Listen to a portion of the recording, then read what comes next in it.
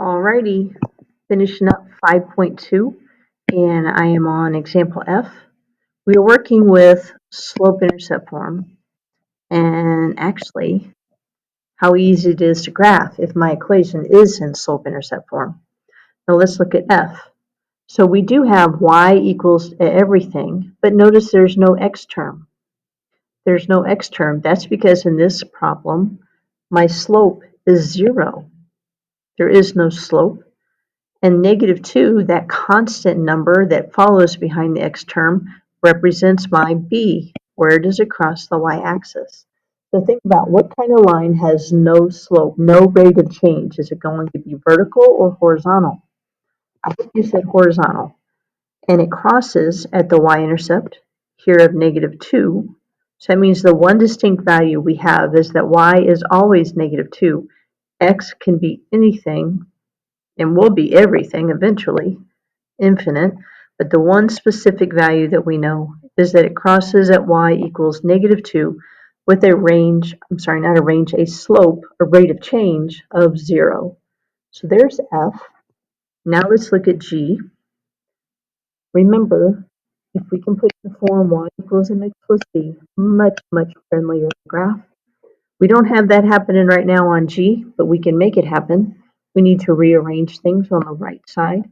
So y equals -x plus 6.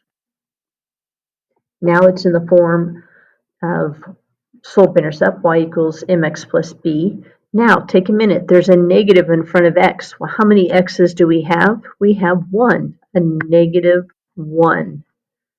That's what that says to us in the math world. How many x's? 1 at this time. What is my slope? A -1.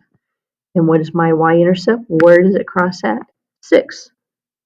Oh goodness, so that's going to be way up here when I graph it. So y equals 6, so it's going to be somewhere around here, approximately. My slope says that it falls down 1 as it runs 1. I'll do that again. Maybe I can try to get more of a straight line here. And now drawing by hand, here is the linear equation, y equals -x plus 6. And now finally, H, example H. We have some fractions, but I'm not afraid. Not a problem. It is in the form y equals mx plus b. We can quickly graph it once we identify that the slope is 2/3. So it's going to rise 2 as it runs 3. And my y-intercept is 1/2. It crosses the y-axis at 1/2. What is 1/2? It's right here, halfway between 0 and a 1. Now my slope says that it runs 2 as it rises 2 as it runs 3. So let's go up 2, 1, 2, and over 3, 1, 2, 3. 2 points make a line. Let's connect those dots.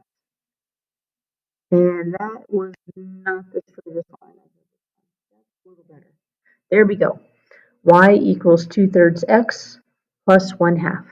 And that does it for 5.2. Please try to work those assignment problems and get really good at graphing in slope-intercept form. Bye.